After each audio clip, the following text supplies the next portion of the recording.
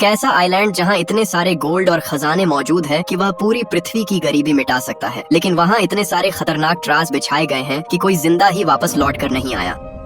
इस एडवेंचरस कहानी की शुरुआत होती है इंडोनेशिया के एक आइलैंड को दिखाते हुए, जहां पर कुछ गैंगस्टर्स की टीम बहुत ही ज्यादा खुश लग रही थी। दरअसल उन्हें फॉरेस्ट के अंदर उन्हें सर्च के दौरान कुछ अनोखी चीजें मिली होती हैं। ये चीजें काफी ज्यादा एंशिएंट थी, जिनकी ब्लैक मार्केट में बहुत ज्यादा रेट है। इसीलिए वह सब इतने ज्यादा हैप्पी थे कि उन्हें बेचकर वो पैसे कमा सकते हैं। अब इसी चीज का जश्न वो सब मना रहे थे। उन्हीं में से एक आदमी होता है जो साइड में टॉयलेट करने चला गया, लेकिन अब ट्रेवल करते हुए अचानक उसे जमीन पर एक मास्क मिलता है। वो मास्क लोहे का था और इस जमाने में इस तरीके के मास्क का यूज नहीं होता। वह आदमी इस बात पर काफी सोचने लगा कि यहाँ पर यह कैसे आया, और अब वह उसी जगह से थोड़ा आगे बढ़ गया एक्सप्लोर करने के लिए। तभी उसे पहाड़ के बीचों बीच एक छोटी सी सुरंग दिखाई दी। अब उस गैंगस्टर को एकदम से जिज्ञासा हो गई कि अंदर क्या हो सकता है, इसीलिए वह बिना अपने साथियों को इन्फॉर्म किए उस छोटी सी गुफा के अंदर चला गया। उसका मानना था कि यहाँ पर और भी ज्यादा एंशिएंट चीजें मौजूद हो सकती हैं और उन सारी चीजों को वह अकेले ही रखेगा। अब अंदर एंटर करते ही वह आदमी एकदम चौंक गया, क्योंकि भले ही यह गुफा बाहर से छोटी दिखाई देती है, लेकिन अंदर यह बहुत ही ज्यादा बड़ी है। वहाँ पर अलग अलग चैम्बर्स मौजूद थे, जैसे कि इसे किसी ने बनाया है। लेकिन अब इस आदमी को अंदाजा नहीं था कि वह किस गलत जगह पर आ चुका है। अचानक वो आदमी जैसे ही अपना कदम बढ़ाता है, तभी जमीन एकदम से धंसने लगी। लग रहा था कि ठीक उस जगह के नीचे भी एक चैम्बर मौजूद है। उस आदमी का पैर भी नीचे हो चुका था और वह चिल्लाते रह गया, लेकिन ऑब्वियस बात है उसकी मदद करने वाला कोई भी नहीं था। बेचारा उसके अंदर गिरकर सब कुछ एकदम ब्लैंक हो जाता है। वह अनजान सी चीज क्या है, ये थोड़ी देर में पता चल जाएगी। अब इसी तरीके से कई साल बीत जाते हैं और हमें उसी आइलैंड पर कुछ एक्सप्लोरर्स दिखाए गए। उन एक्सप्लोरर्स में तो सोल्जर्स भी शामिल थे। अब देखने से तो लगता है कि ये सब उस खजाने की तलाश में आए हैं जो इस आइलैंड पर सालों से कैद रखा गया है। लेकिन एक्चुअल रियलिटी ये थी कि उन लोगों को बिल्कुल अंदाजा नहीं कि इस आइलैंड पर क्या मिल सकता है। उनमें से बन नाम का एक बिजनेसमैन था जो बहुत अमीर होता है। वो यहाँ पर अपनी गर्लफ्रेंड के साथ सिर्फ इसलिए आया था ताकि वर्ल्ड वॉर 2 के दौरान जो जंग हुई थी, तो जापानीज आर्मी ने यहाँ पर कई सारे बंकर्स बनाए थे। अब ऑब्वियस बात है कि उसके अंदर कई सारी एंशिएंट चीजें हो सकती हैं और बैन को शौक था कि पुरानी चीजों की कलेक्शन जमा करना।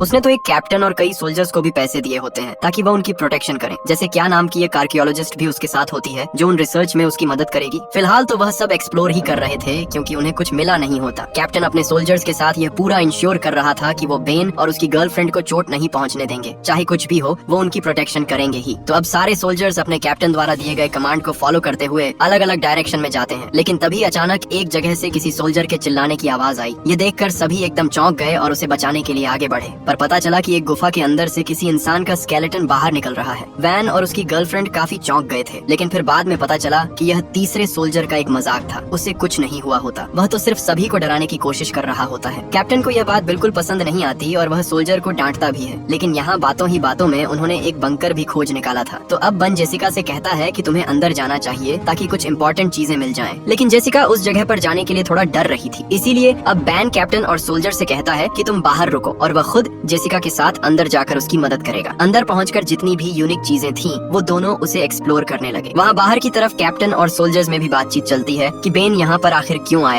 इतना दूर आना, वह भी सिर्फ बंकर के लिए। ये एकदम बेवकूफी है।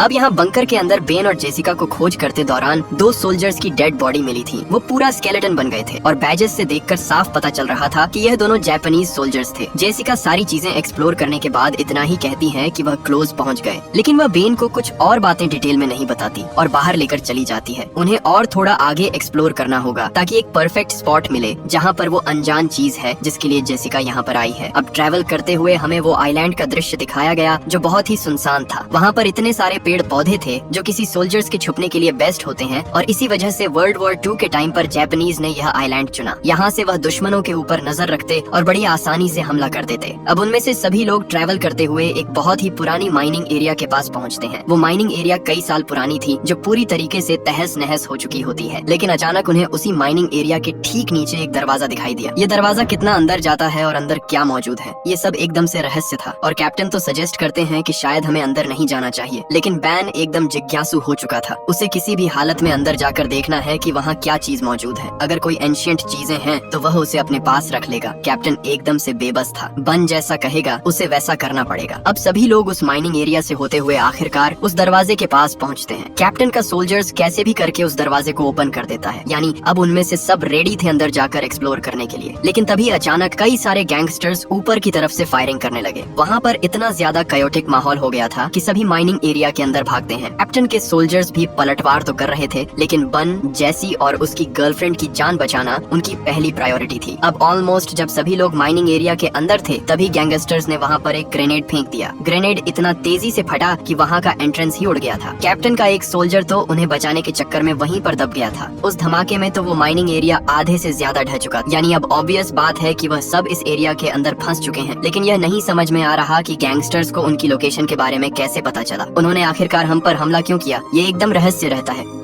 अब थोड़ी देर बाद सभी होश में आते हैं और देखते हैं कि उसके कितने लोग घायल हुए। कैप्टन का एक सोल्जर तो घायल होने के कारण मरने ही वाला होता है, इसीलिए अब सभी लोग ये पूछने लगते हैं कि यह हुआ कैसे। इस मोमेंट पर बहुत सोचने के बाद बैन आखिरकार एक सच्चाई सभी को बता ही देता है। उसने कहा कि कई साल पहले मेरे फादर भी इस आइलैंड पर आए थे और उनका मानना था कि यहाँ बड़े पैमाने पर गोल्ड और खजाने रखे गए हैं, लेकिन आज तक उसे कोई ढूंढ नहीं पाया। इसीलिए यह बात सिर्फ बैन और जेसिका को ही पता थी कि इस आइलैंड पर खजाना है, और यह भी एक रीजन था कि वह सब यहाँ पर आए हैं। बैन अंदाजा लगाता है कि शायद जिन गैंगस्टर्स ने उनके ऊपर हमला किया उन्हें भी इस राज के बारे में पता है, और इसी वजह से उन सब की जान खतरे में पड़ गई। अब कैप्टन इस बात पर बहुत गुस्सा होता है, क्योंकि यह चीजें बन ने पहले नहीं बताई और अब यह क्योटिक माहौल उसकी वजह से ही क्रिएट हुआ है। कैप्टन को बहुत बुरा लग रहा था कि उसका एक सोल्जर मारा गया, और अब कैप्टन ने डिसाइड कर लिया है कि वह अपने लोगों को लेकर यहाँ से जाएगा, चाहे कुछ भी हो जाए वो बन का और साथ इसमें नहीं दे सकता। बन और जेसिका यह बात समझ तो चुके थे, लेकिन वापस जाने का रास्ता बंद हो चुका होता है। वहाँ बड़े बड़े पत्थर गिर चुके हैं, यानी कि उन्हें कोई और वे देखना होगा बाहर निकलने का। कैप्टन और बाकी सोल्जर्स सब आगे बढ़कर चारों तरफ देखने लगते हैं। अचानक उन्हें सामने एक रास्ता दिखाई दिया। अब नोटिस करने पर तो यह गुफा छोटी दिखाई देती है, लेकिन जैसे ही वह उस रास्ते की तरफ बढ़े जो नीचे की तरफ जा रहा था, तब जाकर पता चला कि यह तो सिर्फ इस गुफा की शुरुआत है। अंदर एक बहुत ही बड़ा बंकर बनाया गया था। आखिर वहाँ पर क्या क्या अनोखी चीजें हो सकती हैं, थोड़ी देर में पता चल जाएगा। कैप्टन और सोल्जर्स के पीछे सभी लोग एकदम डर कर आगे बढ़ रहे थे। अब उन सीढ़ियों से उतरने के बाद वह सब एक लकड़ी के पुल पर आ गए। पहले लगा कि यह पुल टूट जाएगा, लेकिन अभी भी एकदम वह स्ट्रांग था। उनके ऊपर पैर रखते ही अचानक वहाँ की लाइट्स ऑन हो गई। कैप्टन सभी को रुकने के लिए कहता है, क्योंकि यहाँ पर दुश्मन हो सकते हैं। बड़े बड़े फ्लैग्स भी लगाए गए थे जापानीज गवर्नमेंट के, जो कई साल पहले के होते हैं। लेकिन कैप्टन यह बात नहीं समझ पाता कि अगर यह चीजें कई साल पुरानी है तो फिर ये लाइट्स अपने आप ऑन कैसे हुई। इतने टाइम तक कोई भी जनरेटर सही नहीं हो सकता, यानी जरूर कोई ना कोई उनके ऊपर नजर रख रहा है और इसकी सावधानी उन्हें बरतनी होगी। कैप्टन धीरे धीरे करते हुए आगे बढ़ जाते हैं और उस लकड़ी के पुल को क्रॉस कर देते हैं। अब अचानक उनकी टीम एक ऐसी चैम्बर में पहुंच गई जो किसी स्टोर रूम जैसा था। वहाँ पर कई सारी दवाइयाँ रखी गई थी और मास्क भी होते हैं जो कि नॉर्मल वर्कर्स नहीं पहन सकते। वो किसी वैज्ञानिक या फिर एक्सपेरिमेंट का हिस्सा लग रहा होता है। थोड़ी जांच और करने पर उन्हें फोटोग्राफ्स के साथ साथ डॉक्यूमेंट्स भी मिले उन एक्सपेरिमेंट के, जो कि जापानीज गवर्नमेंट उन लोगों के साथ करती थी जो पकड़े जाते थे। यानी उनके ऊपर अलग टाइप के एक्सपेरिमेंट और टॉर्चर करना। एक तरीके से देखा जाए तो उन लोगों को वहाँ सारे डॉक्यूमेंट्स मिल गए थे जो कि जापानीज गवर्नमेंट वर्ल्ड वॉर 2 के दौरान करती थी। उनका पूरा प्लान, वो कैसे हमला करने वाले हैं और आगे क्या करेगी। यहाँ पर कैप्टन को इन चीजों के ऊपर बिल्कुल भरोसा नहीं होता। वो ये बिल्कुल बिलीव नहीं कर पा रहा था कि जापानी सोल्जर्स इस जगह का यूज करेंगे इतना बड़ा खजाना छुपाने के लिए। उसने तो यही कह दिया कि शायद ये पूरी इन्फॉर्मेशन गलत है और उसमें वो बैन और जेसिका का साथ बिल्कुल नहीं देगा।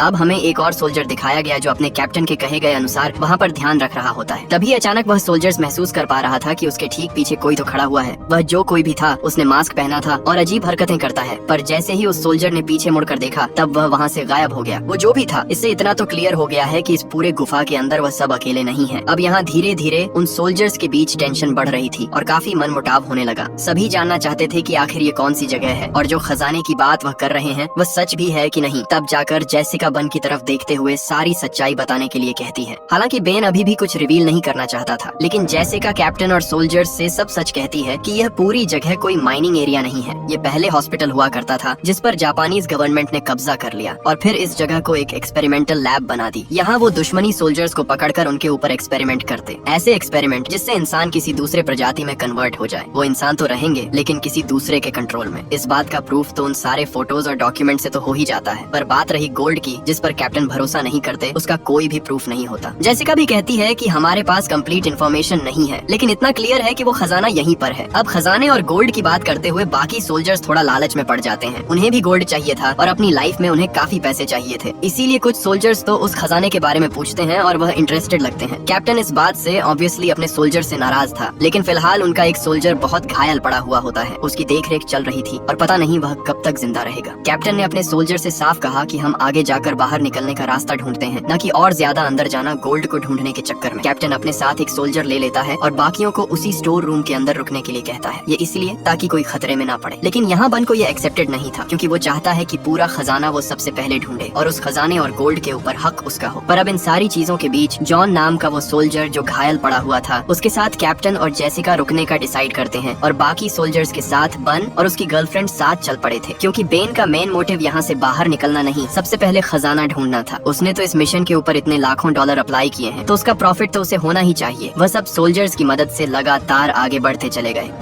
अब यहाँ घायल पड़े हुए सोल्जर जॉन के पास कैप्टन जेसिका से कुछ बातें करता है। कैप्टन ने जेसिका को अपनी लाइफ के बारे में बताया कि कैसे वह पहले सेल्फिश था, सेना में होने के बावजूद भी वह सिर्फ अपने बारे में सोचता। उसने अपनी जिंदगी में कई सारी लड़ाइयाँ लड़ी और कई लोगों को मारा, लेकिन कुछ टाइम बाद उसने यह सब क्विट कर दिया। तब से लेकर आज तक उसने किसी की भी जान नहीं ली है। जेसिका कैप्टन की कहानी सुनकर काफी भावुक हो जाती है, पर वहाँ बन और बाकी सोल्जर्स एक ऐसी जगह पर पहुँच गए जहाँ नीचे की तरफ कई सारी लोहे की जालियाँ लगी थी। देखकर लगता है कि वो एक अलग ही कमरा है जिसमें डिफरेंट चीजें की जाती हैं। बन को तो नीचे की तरफ एक हेलमेट भी मिला जिस पर यूएस आर्मी के बारे में लिखा था, यानी ऑब्वियस है यहाँ पर यूएस सोल्जर्स जरूर आए होंगे। सोल्जर्स प्रोटेक्ट करते हुए जब थोड़ा और अंदर जाते हैं तो उन्हें एक्सपेरिमेंट वाली चीजें मिली जो ऑब्वियसली किसी इंसानों के ऊपर करते थे, यानी जेसिका की कही गई बात एकदम सच है। जहाँ पकड़े गए कैदियों के ऊपर टॉर्चर और एक्सपेरिमेंट किए जाते हैं। इनफैक्ट इतना ही नहीं, उन्हें तो बड़े बड़े जार्स दिखाई देते हैं जिसके अंदर इंसानों के कटे गए बॉडी पार्ट्स रखे गए थे। ये इतने ज्यादा घिनौने थे कि कोई उसे देखकर उल्टी कर दे। बन तो अपनी गर्लफ्रेंड के साथ उस पूरी जगह को और भी ज्यादा एक्सप्लोर करने लगता है। भले यह डरावना था, लेकिन उसे खजाना ढूंढना है। अब यहाँ जॉन नाम के उस सोल्जर जो कि बहुत ज्यादा घायल था, ग्रेनेड हमले में उसे जमीन पर कुछ हिलता हुआ दिखाई देता है। वो जब नोटिस कर रहा था तो ऐसा लगता है कि कोई जमीन में उसे खींच रहा है। अब जैसे ही वह उसे देखने गया तो पता चला कि वह जमीन के अंदर गिरने लगा है, सेम उसी तरीके से जैसा कहानी की शुरुआत में वो गैंगस्टर गिरा था। किसी ने जॉन नाम के उस सोल्जर को मिट्टी के अंदर से ही खींच लिया। कैप्टन और जेसिका जैसे ही यह नोटिस करते हैं, वह तुरंत ही उसे पकड़ने के लिए गए। उस गड्ढे के अंदर वह जल्द से जल्द खोदने लगे ताकि जॉन को बचाया जा सके।